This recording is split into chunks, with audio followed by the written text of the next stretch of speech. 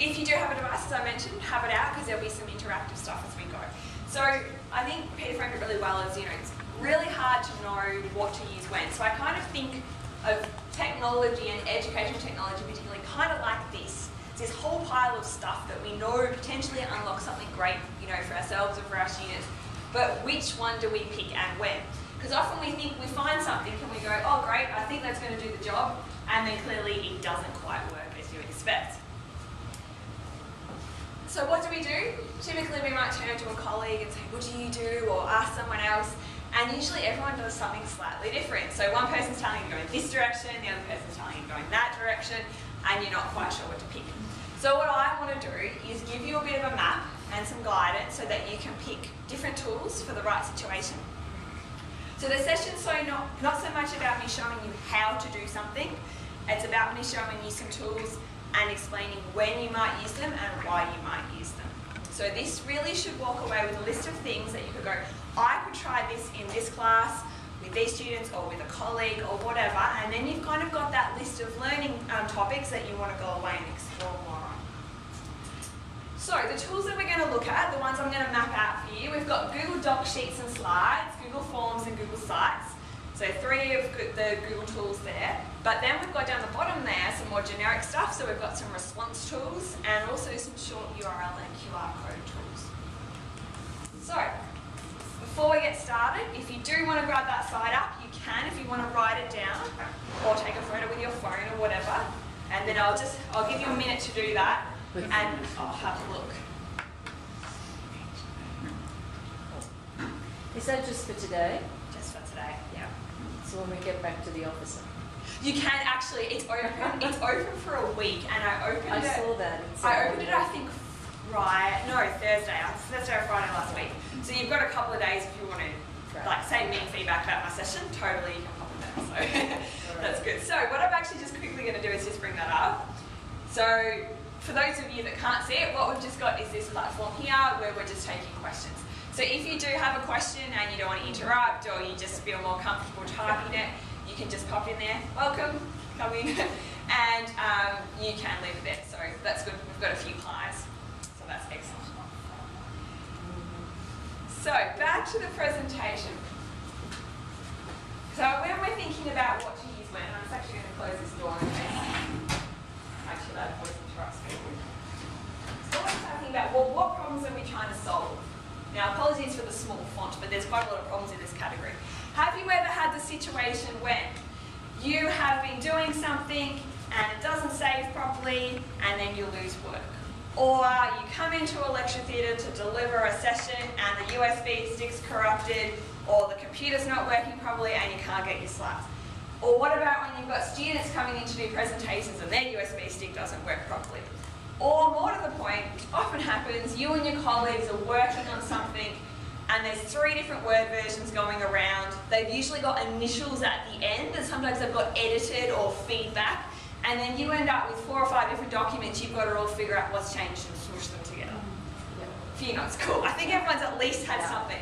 Or the other thing is maybe you've not backed up your computer and something horrible has happened.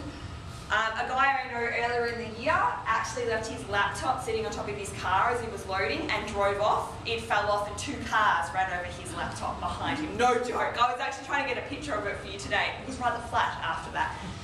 And this poor guy hadn't backed up. He was a teacher. His last work was on that computer. So clearly he learnt his lesson, but not so good. So these are some common problems.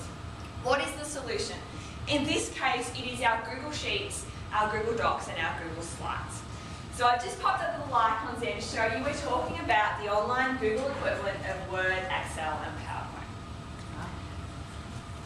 These all live under that mysterious thing called Google Drive, okay, which is also the backup mechanism that can store all your files.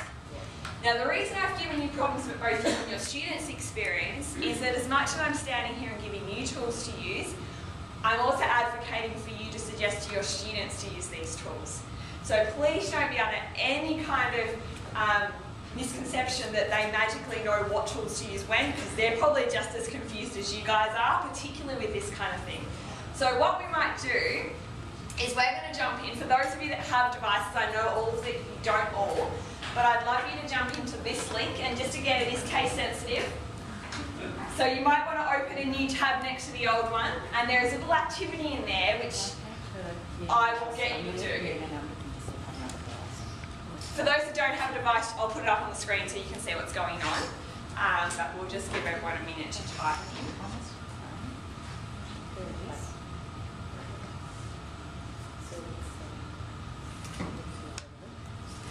Just shout out if it's not working for you, and I'll screw around and help.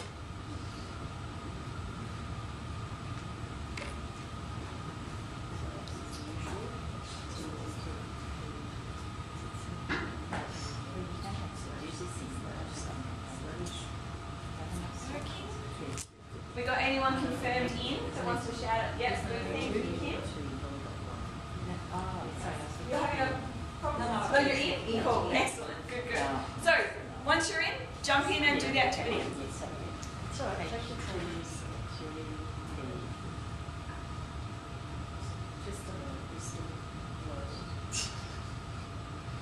So I'll give you another minute if you haven't got the URL, and then I'll switch over so we can all see what's happening.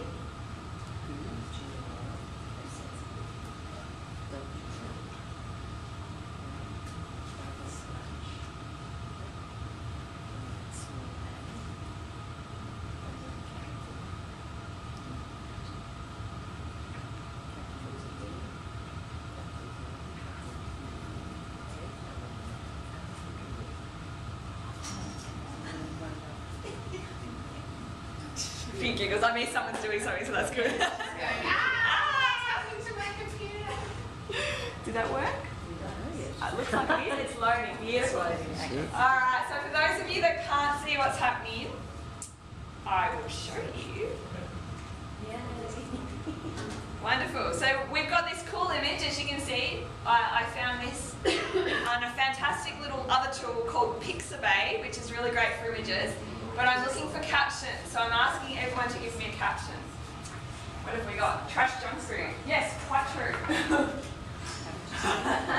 That was clever. Whoever came up with that. Using the force to fight temptation. Love it. How do you spell Pixabay? P-I-X-A-B-A-Y. Yeah. I'll tell you a little bit about them. It's not part of my session, but it's a tool I love. So.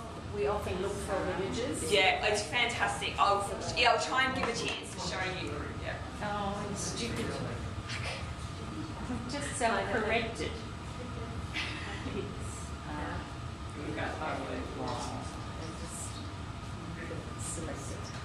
Come on, those blue cursors who aren't typing everything. Come on. Okay. Should we see the image again? Oh, hang on, I'll show you it. That's sorry. Wait, you want? That's weird. What is So what we're going to say? Fighting sugar. That's strange. You want to refresh? But if not, you can look at it on here for the. Why can't I select it? How can we say? You're on and on. You're being on the tablet. You've made life hard for yourself, unfortunately. No, that's okay. So, is it an issue with iPads? it just wants to. Yeah, no, it's because you're in the browser. It wants to open in the app, unfortunately. So you're just going to have to watch this.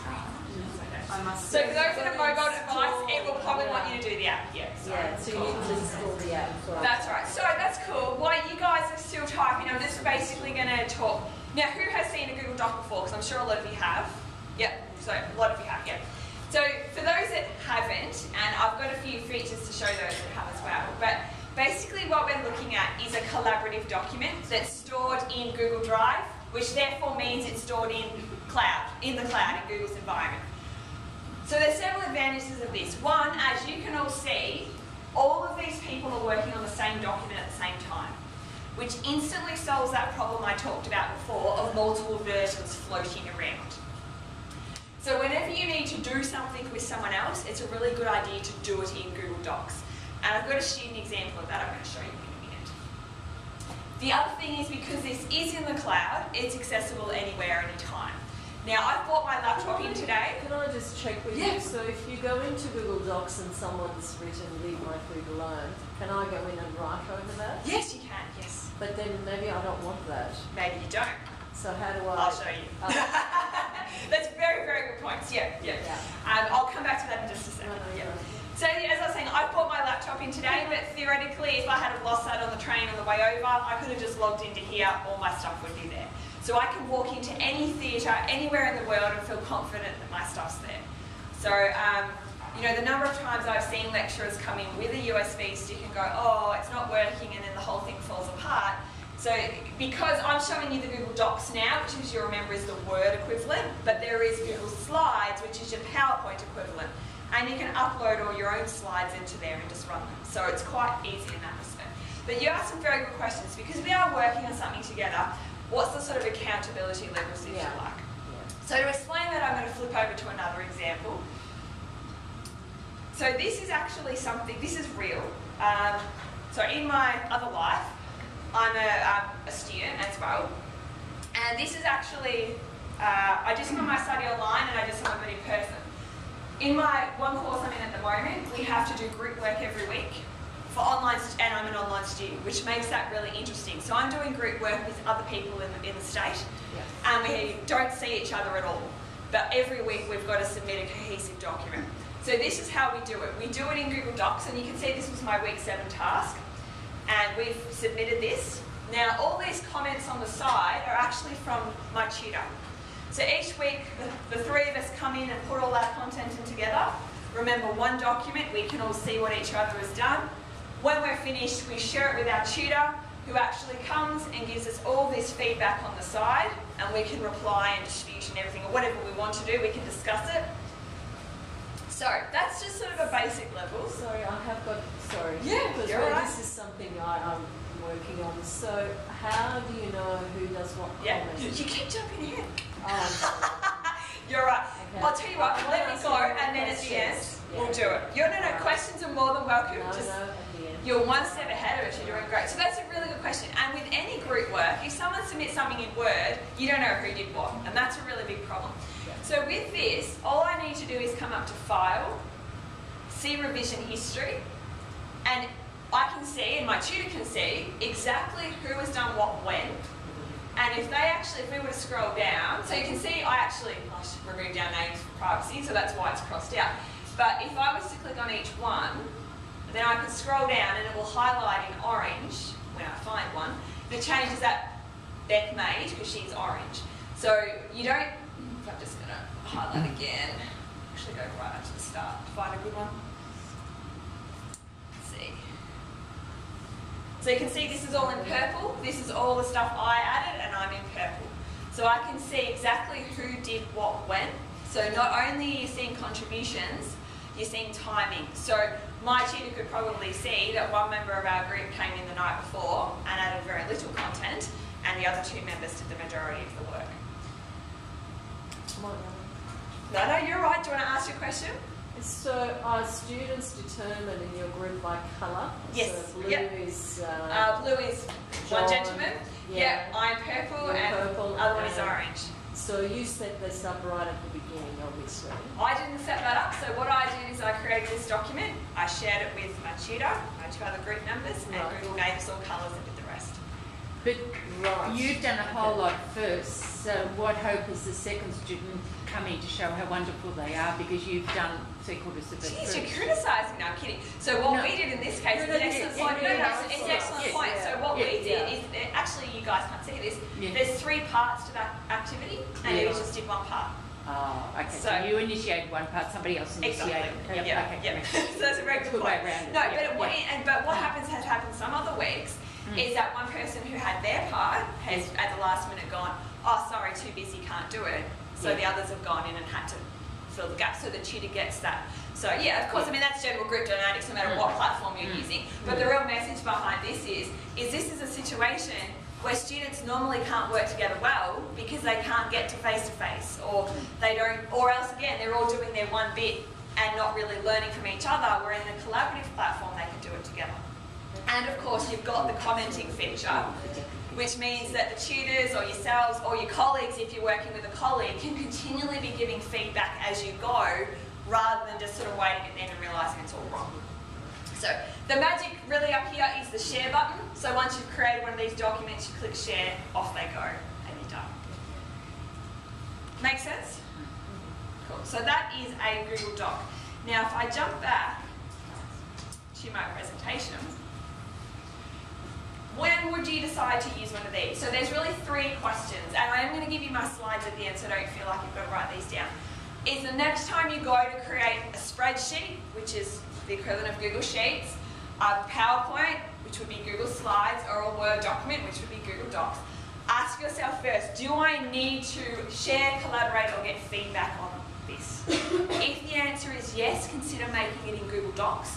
And these are the questions you also give your students. So the student question might be, do I want my students to collaborate or get feedback on this? If the answer is yes, you suggest to them to use the Google Docs platform. And if we go the other way, when we think about banishing the USB and all of that kind of stuff, is could I benefit of having this file, this document, accessible anywhere, anytime? If that's the case, you might want to consider this platform.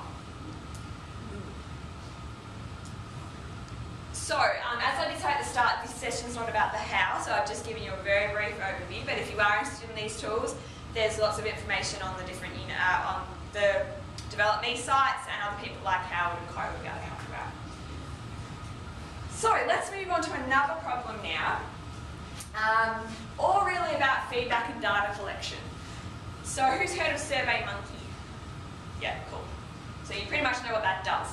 Now, one of the big limitations with SurveyMonkey, particularly if you want your students to use it, is that for a free version, you only can ask up to 10 questions. If not, they've got to pay for it. And I think, though I can't be certain, there might be some limitations in how you can view the data afterwards. So that's one problem. Other problems is you might want to get feedback on your teaching as you're going. You know, most universities do unit evaluations at the end, but you might be trying something new, you want to get some feedback. You might want your students to be giving feedback to each other. So I worked with a lovely lady down at Brunswick campus who was doing self and peer reflection on some artwork, and she wanted a structured way to do that, and she actually used this tool that I'm going to show you next. The other thing is sometimes we want to include a bit more formative assessment for students, and also for those of you that are professional staff, there's always times that we need to collect information or data from people. It can be as simple as where do we want to go for the Christmas party. It can be as complicated as what kinds of sessions would you be interested in doing for professional development? So the solutions to this is something called Google Forms. So who has played with a Google Form before? A couple? Brilliant. So if you want to share at any time what you've done with them as I'm going, that would be wonderful. What I'm going to do is just quickly show you an example. So, this is what a Google form looks like. This one's actually done for a secondary school, but you can consider it in any context. So this one has actually been fully customised and branded. So you can see this one's actually got the branding of the unit on it. Where's Rose? So we did some great ones for Rose, she's popped there, she's hidden. We did some RMIT branding ones for the program annual review process. So you can make them look as lovely as you like. But more importantly, you can ask all kinds of questions. So we've got here multiple choice, we've got long responses, we've got more multiple choice. This person didn't give us a lot of variation, but we can ask grid style, like your matrix, agree, strongly agree, that kind of stuff. And the great thing is all of this as part of your RMIT Google account is completely free, and there's no limitations on question numbers or data. And your students have access to this as well. But what is most interesting is that once you've collected that data, it comes into a spreadsheet. Now, before I showed you Google Docs, this is Google Sheets, which is the Excel equivalent. So all the data comes in here, you can see. Now, if you want to, you can download this into Excel and do all kinds of analysis on it. If your students were using SPSS or something like that as well, then they could import the data into that. But what I do like in here for real simple stuff is straight away you come up to the form menu at the top and say show summary of responses. And what this actually gives me is all of my graphs done automatically. If I just scroll down a little bit further, there's a few more there. So the type of graph you see actually depends on the question. So as I said, this particular one's actually mostly use multiple choice. But for other question types as well, you get your bar charts and all of that kind of thing. But it just means, so in this case, this was feedback on a course, and this teacher could instantly see what the students liked and didn't like, and they could adjust accordingly. So really simple to get data on. So for those of you, I know you're at the front, put your hand up. Did you want to tell us what you had used one for? If you wouldn't mind sharing. The Google form? Yeah. Yeah, I'm involved with peer review here at RMIT, and it's been really, really useful once the process is completed for the year to send surveys out to people who are applying for peer review and the reviewers as well. And it's fantastic to get the pie charts and also all the comments listed as well. Very useful.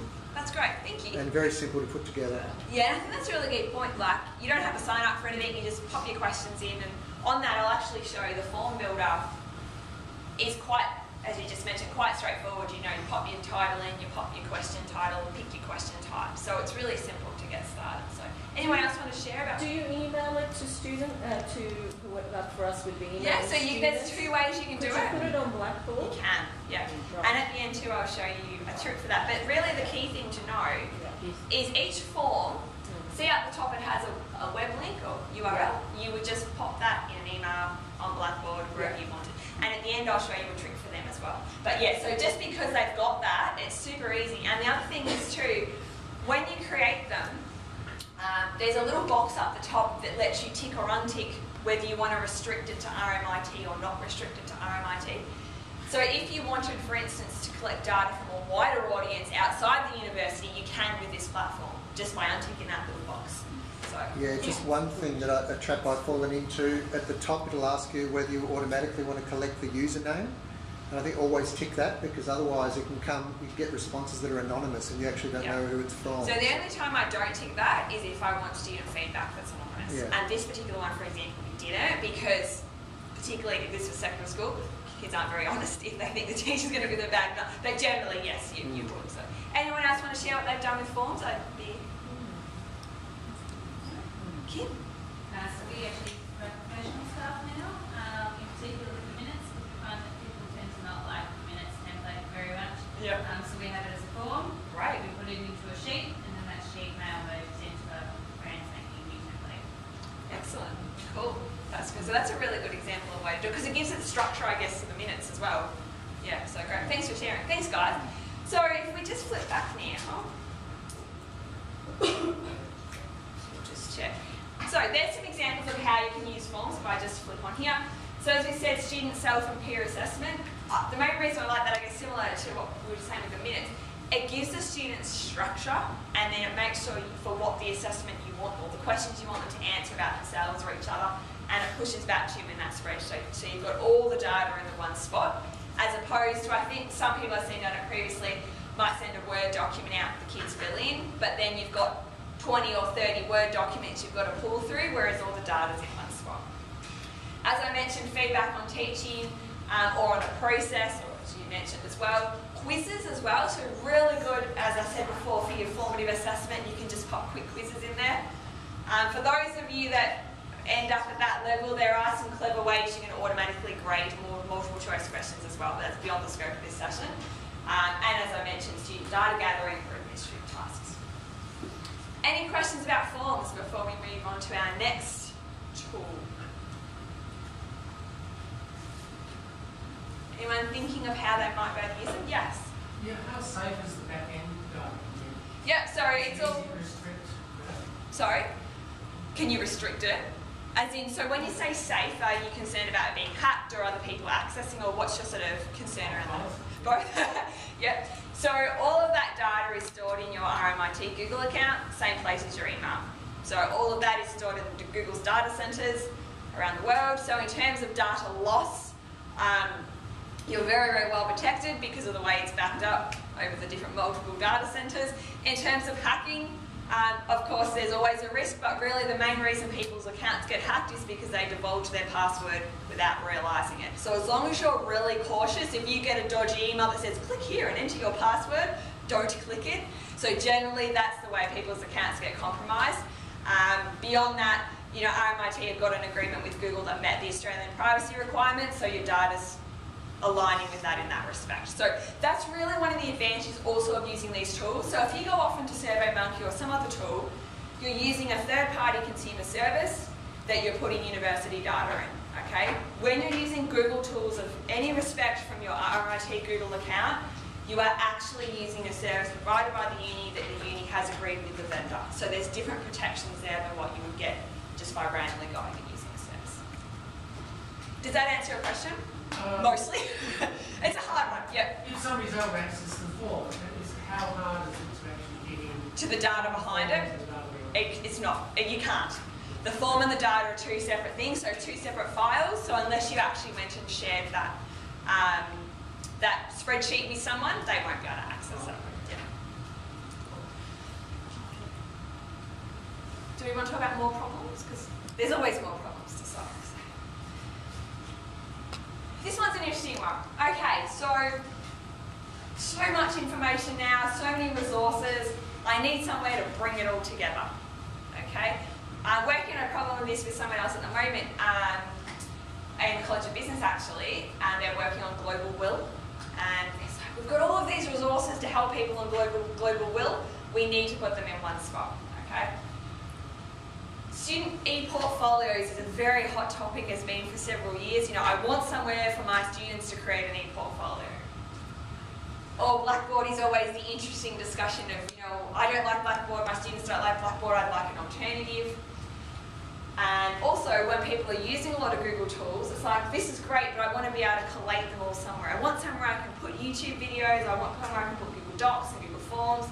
Or, the very simple one at the end is, we've got something we need a website for, and we want multiple people to work on it. And often is, I don't want to really have to go to ITS and go through all this stuff and then have to worry about maintaining all of that's too hard. Solution for that is actually Google Sites. So again, I asked the question, who's used a Google site before? Created a Google site might be a good question. Really a couple, okay, beautiful. So let's have a little bit of a look at these. Now I've got a couple examples to show you.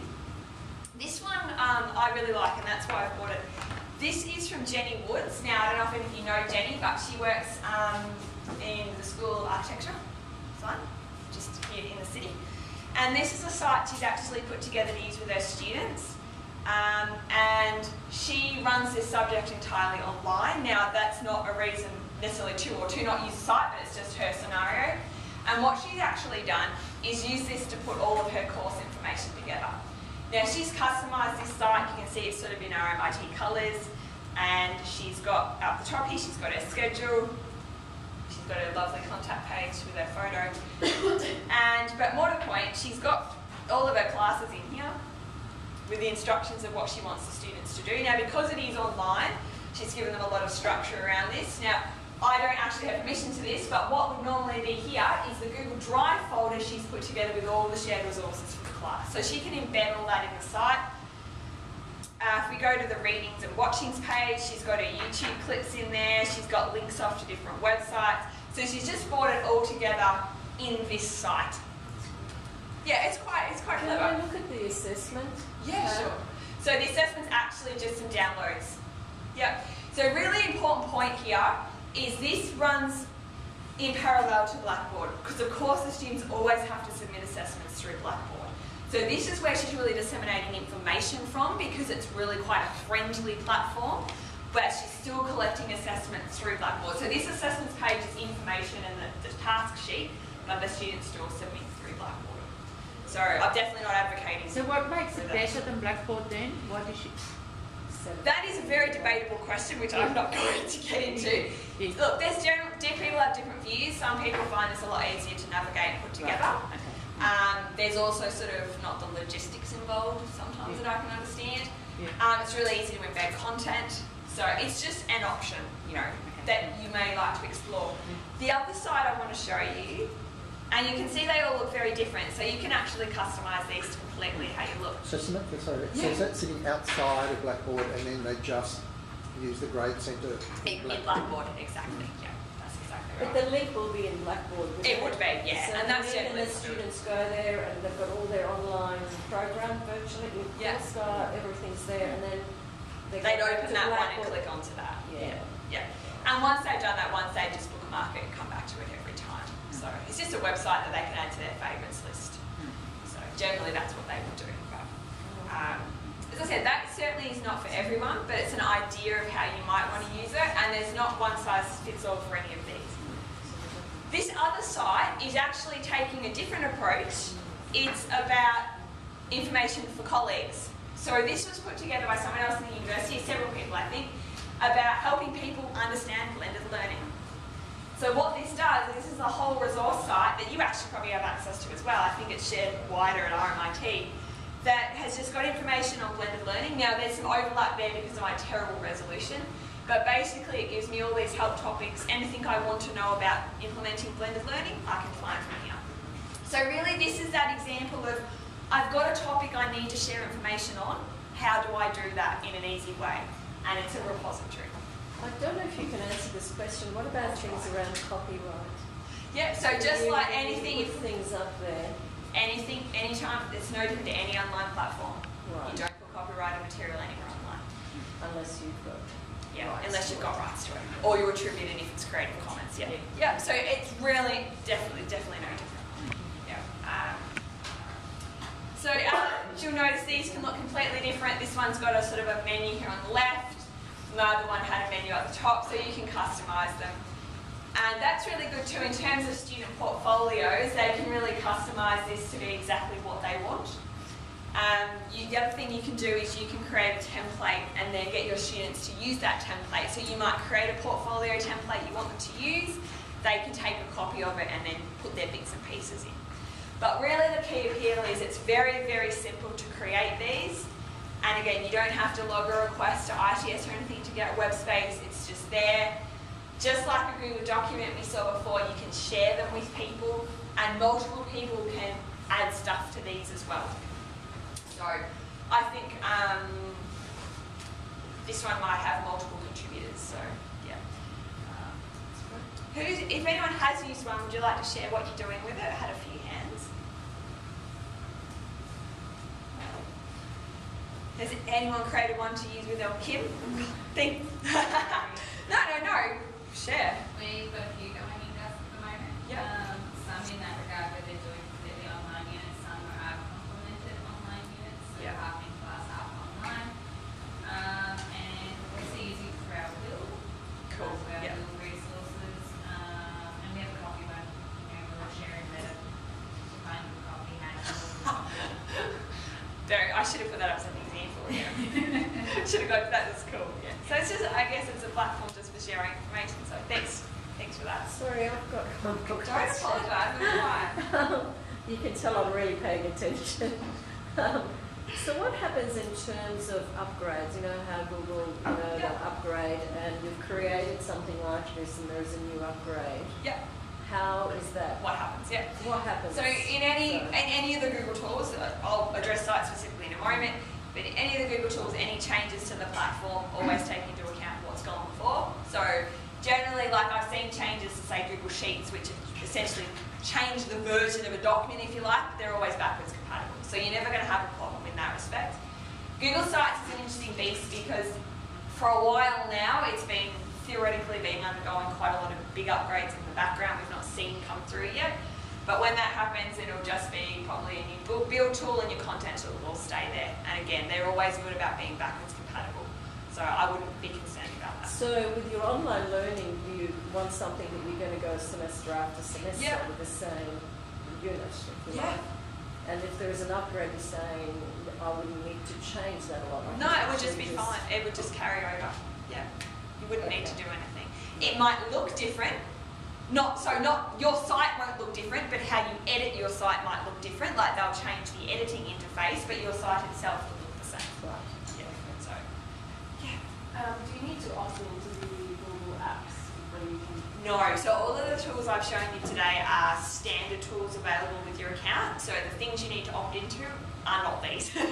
Yeah. Because I didn't have access to Google Sites at some stage. Not sure why. Okay. Definitely wouldn't have been because of opt-in. Definitely not. Yeah. This is what they call a core service, so it's available right now. Yeah. So if you did have a problem, if you do have a problem, still check it, but you might not have had access to a particular site, but you should have had access to the site service. So I'll just quickly show you for anyone that's in all your Google products, at the top right corner, you've got what we call the waffle, or I learned the other week, also known as the Channel 9 logo, for those that remember the old one. So yeah, I was in New South Wales and I was like, we call it here the Channel 9 logo. Okay, so there you go. So What did you call it? the waffle. That's what the Americans call it, which makes sense because they're very into waffles. So I'll show you something else funny. So you can click on this button, top right corner here, and that's where you access your Google Drive, your calendar. Down here is Google Sites. So all of those tools I've mentioned, if you want to start playing with them, they're all in here. So there's another button, so I'll just see if you guys can see it. It's pretty terribly on the projector. But right up the top right corner, you see there's like 3 lines in Chrome.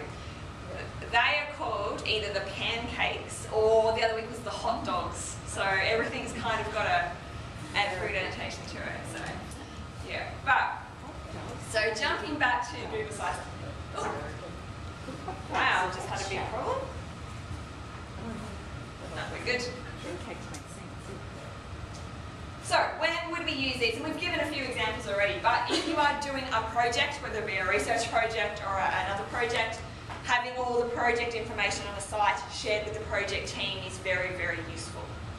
And because you can put in links to documents and stuff, you can have it as a one-place source of information. E-portfolios we mentioned, intranets for a little team, course materials. Assessment presentation is an interesting one. You know, often we ask the students to make a presentation or something, they could build a site. So it's just another way for them to showcase knowledge. And of course, a place for resources.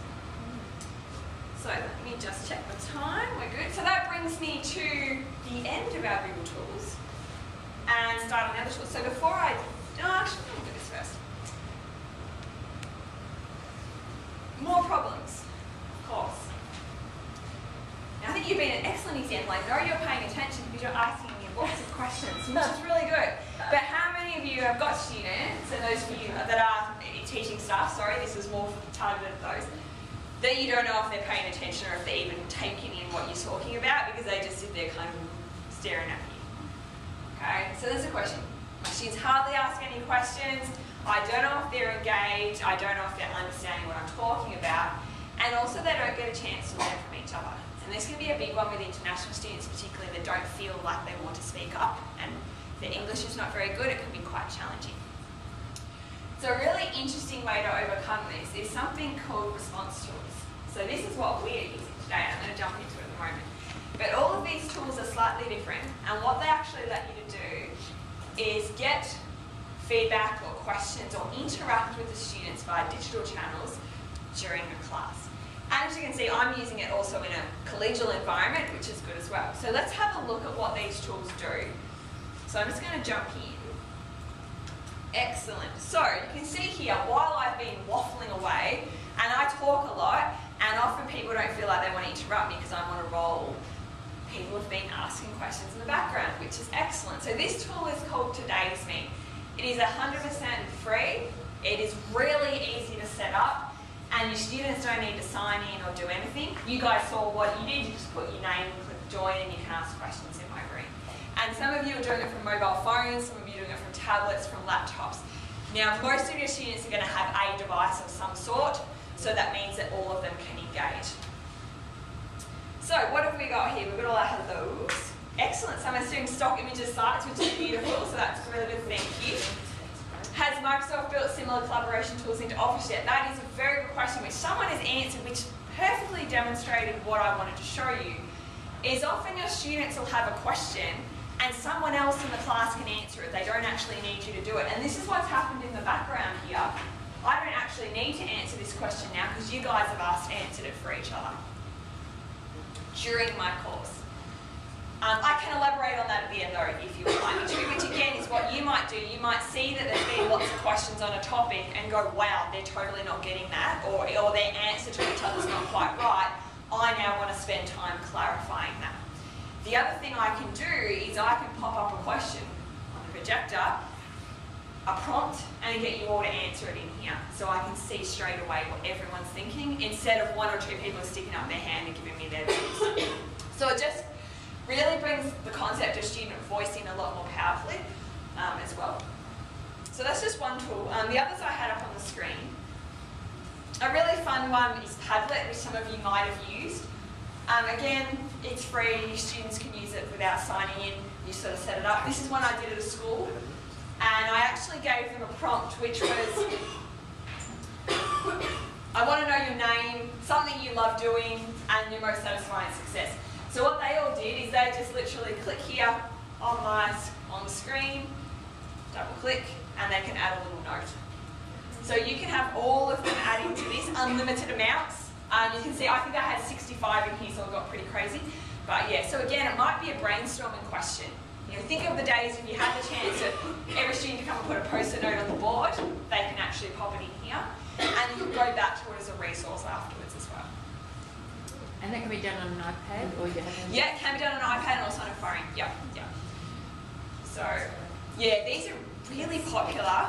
And the thing is too, you can put images and videos in. So for those of you that are teaching courses, for instance like architecture or something like that, and it might be go on online and find a video or a picture that represents X, and they can post it up there. And it really brings in those social learning opportunities of the kids actually being able to see what each other are doing. I shouldn't say kids when I'm in tertiary because some of them will be mature as well. Like Probably older than I was going to say probably old, yeah, I was going to say. I'm saying it good naturally. It's the trouble when you move between primary, secondary, tertiary. But yeah, so they can pop on here and they can learn from what each other's actually thinking. So that was Padlet. Now I've got these all in the presentation for you with a description of what they all do, so don't panic too much because I know I'm showing you a few at once. Go Soapbox is one I particularly like with larger cohorts of international students because of this thing at the top, which is called the confusion barometer. Now what that does is, again, this works beautifully on a mobile device, is they literally, I'm seeing the teacher view, but they have a student view, then they can tap, I get it, or I'm confused. And you see up on your screen straight away, it doesn't show you who, but you can see a representation of who gets it and who doesn't, meaning you can go, wow, that totally, I'm not hitting the mark, I need to change. The other thing they've got here as well is you can run polls if you want, you know, quick votes. Or you've got the question and answer, which is similar to what we just did before in today's meet, what you guys are doing with me. But where this one is different is they can vote. So if you've got a really large class, you can actually get them to post a question and they can vote on questions they want answered because, you know, they also have the same question. So if you're pushed for time and you're only going to answer 2 or 3 during the session, you can know you're answering the 2 or 3 that are most important because the majority of people have picked them. It's a very democratic way of asking questions, really. But so yeah, that one's called Go Soapbox. Yeah, its interface is a little bit more targeted at the younger students, but it works very well regardless of the audience. And as I said, I think particularly good with the international students. And last but not least, is this one here. So this is one I actually ran about 12 months ago, so its data's a bit old, but it is called Poll Everywhere. And the difference with this is that if need be, the students can respond by SMS. Now, less of a problem now than it used to be because most of them will have possibly smartphones or a device. But again, you ask a question and they submit a response and you see it up here in all the cloud. So this was one I ran with the lecture. And all the students responded with their questions. So this is probably the one, it was one of the original tools in this sort of category, but one I favour less now just because I think the others are a bit more powerful. But worth showing you, particularly if you think SMS responses might be good. So just to tie it all together. I think recently at our Learning and Teaching Expo, there was a spot on Kahoot, which worked really well and seemed pretty simple. And Kahoot's really quite good too because it's more of a quiz tool as well, and you can give them challenges and sort of races and stuff like that. Yeah, that's a very, very good point. And they're sort of a bit formative assessment too. So there's quite a few tools like this out there. I'm trying to think. There's another one similar to Kahoot, I can't remember the name, but. Yeah, this space is really rich because I think they are quite popular. They keep on popping up. But so yeah, these are just for I think for now. And what I've done on the slide, which of course you'll get, is just tell you a bit about what they do. I've given you links to the tool and also to the help articles to help you get set up with them. So you can pick one you might want to try and give it a whirl. And the good thing is, quite honestly, if you have it running and no one responds to it, well, you've not lost anything, but you've given it a shot. So, yeah, so I can just do a check, seeing I was talking about if anyone else added. Oh, see, we've got more questions on mine.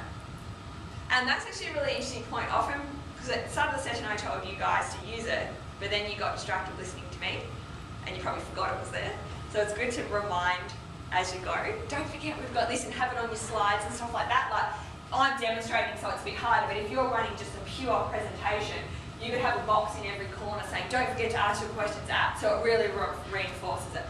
So what have we got? Can you add certain Google Sites to your Google Drive, like a bookmark? Not at the moment. So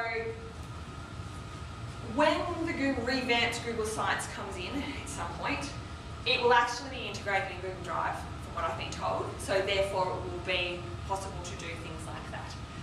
So yeah, short answer is no, but in future. So at the minute I just really bookmark them and stuff. But can you transfer content to another Google account? So again, that is an interesting question. Yes and no, and it depends. Of course, nothing's easy. Within RMIT, transferring content is very easy. You can transfer the ownership of documents, sheets, slides, Google Sites, anything you like. To an outside account, it's more limited.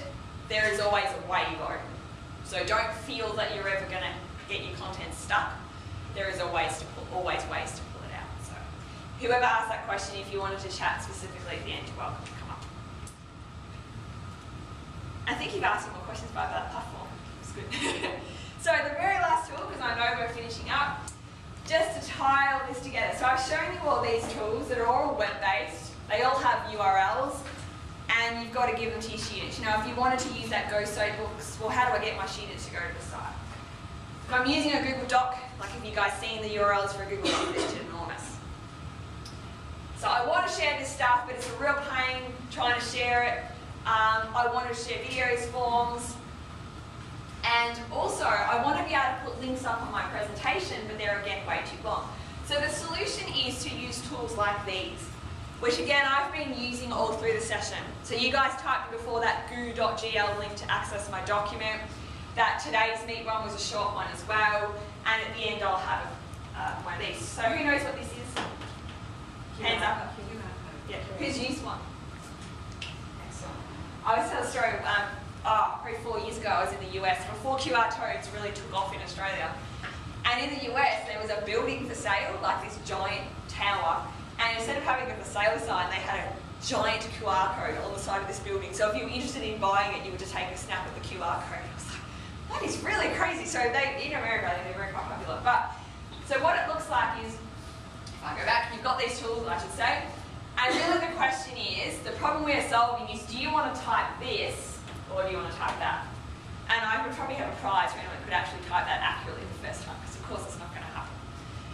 But the number of times we want people to go to something, you can do it like that. So here's some tools I suggest for creating these. Now we call them short URLs, and what they just are little versions of the long URL. And so you will have probably seen them used quite regularly. Again, you've got these links that will be in my presentation. All of these are good. The goo.gl one, you can't customize the end. So when you typed it in before, it was just a random series of letters and numbers. So it generates that automatically.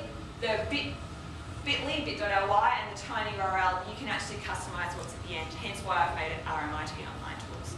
So you can just pick and choose what works for you. To create a QR code, here's a couple of sites I recommend. For those that haven't used them before, basically what you do is on either a tablet or a phone, you or your students, you can ask them to do it, download what's called a QR code reader. So I've got one on my phone. All I need to do is point it up there, it would go beep, and it would take me to a particular website that the person that created this wants it to go to. So it's really good if you're in a lecture, for instance, and you want everyone to go to the same thing, have one of them on the screen, because probably most of your students, particularly your younger ones, you may have to educate a bit more the older ones, will have a reader and they can just go ping, and it's off. And even if they're right at the back of a theatre, it'll still pick it up as long as it's big on the screen. Often what I do is have both. I have that and one of these, so that way if someone doesn't have a QR code reader, they've got the other alternative. Sorry, I'm dancing around for the camera a bit, aren't I? So that brings us to the end. And my QR code as well, which you'll notice is a pretty customised one, which you can do on one of those services as well. And I've got the short link as well. So what you might want to do is snap a photo of that with your phone if you don't want to write it down, and then you've got it. So yeah, thank you for coming. If there's any more questions, shout them out now. I think we've got like 1 minute.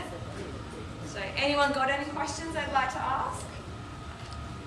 Or any comments or thoughts or ideas that they want to share? So now that I've downloaded the app, it looks as though it's only allowing me to read the Word documents. Is that right or not? You downloaded the Google Docs app? Yeah. So if you were to go back to that link I gave you earlier, it would prompt you to open it in Google Docs, and you would open it and you'd be able to edit it. But from there, it you didn't can also seem create to new do ones.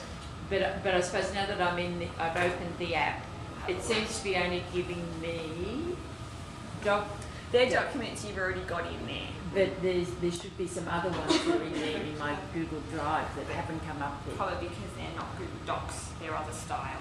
Oh. Yeah, so because you're in the Google Docs app, it'll only show you Google Docs. If you're in the Google Drive app, it would show you all of them. Oh, okay. Yeah, it's a little bit confusing. So for mobile devices, there is a Google Drive app. Yeah. Then there's actual separate apps for doc sheets and slides. Yeah, it's a little bit confusing. Generally what I do is go to the Google Drive app and see everything, and then when I go to open one, it prompts me to open it in the app. And then I let it take me to the app. But yeah, unfortunately... So you stick to the drive. Yeah, that's what I find. Even with here, like, if I just bring it up,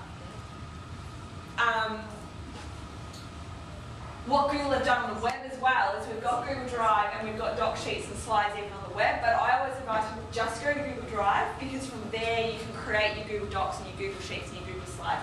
I really don't touch these separate ones at all, so it's a little bit confusing, but... So that brings us to the end. So thank you so much for coming. I'll put that back up. And I hope you've got one idea. Now don't try to do them all at once. Just pick one thing that works, you think is going to work for you and go